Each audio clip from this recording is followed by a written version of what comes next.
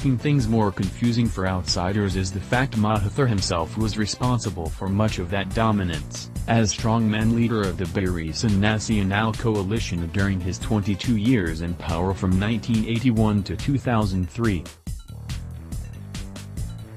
At 92, when sworn in, Mahathir will be the world's oldest leader, 21 years older than US President Donald Trump, twice the age of Canadian Prime Minister Justin Trudeau. I cannot accept this country being destroyed by selfish people who only think about themselves. Who steal money, he said, referencing the 1MDB corruption scandal which has dogged Najib's premiership. U.S. justice officials said that between 2009 and 2015, more than $3.5 billion from 1MDB was misappropriated by high-level officials of the board and associates. Last chance with Najib's most potent rival, former Deputy Prime Minister Anwar Ibrahim, behind bars after being convicted on corruption and sodomy charges. The opposition was looking weak going into the election. That was before Mahathir joined the fray, saying he didn't mind being used by the opposition to oust Najib. The nonagenarian said he would step aside in Anwar's favor after securing his former rival a royal pardon, clearing him to serve as prime minister. Anwar's wife, Wan Aziza, endorsed Mahathir and served as his deputy in the coalition to oust Najib. She was one of the dozens of opposition candidates elected Wednesday. I am 92 going on 93, Mahathir said in January. I won't last long and I am prepared for that. But for as long as I can contribute, I will continue, and I will back Anwar if that is the wish of the party. Mahathir's embrace of Anwar Ibrahim has surprised many. When Mahathir was prime minister in the 1990s, Anwar was jailed on sodomy and corruption charges that critics said were politically motivated.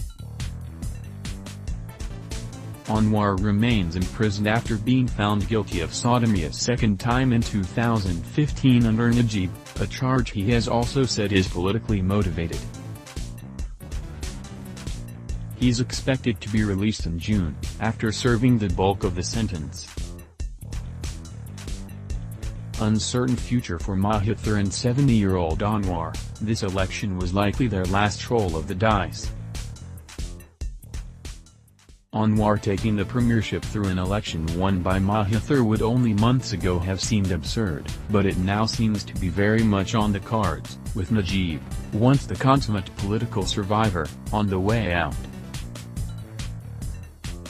Malaysians will likely be in for days, if not weeks and months, of uncertainty, as a ruling coalition is hashed out and it is decided how and when Mahathir will step aside for Anwar or another opposition figure. The greatest litmus test of Mr. Mahathir's commitment to the opposition is if he hands over power to Mr.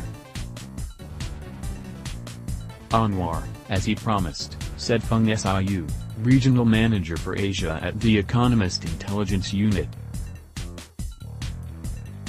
She pointed out under Malaysia's political system, even after he receives a royal pardon, Anwar will still have to win a seat in parliament before he can take the premiership. A leadership change would unsettle financial markets, particularly if the process were to become long-drawn and turn acrimonious, Fung added. One-time strongman is the former head of Barisan Nasional. Mahathir served 22 years as the country's leader before retiring in 2003. A former physician, known as Drive M by the public. He joined the United Malays National Organization, UNMO, in 1946, just over a decade before the country won its independence from the UK. UNMO became the dominant party in the Barisan coalition. He was first elected Prime Minister in 1981, serving until October 2003, when he stepped aside for his anointed successor Abdullah Ahmad Badawi.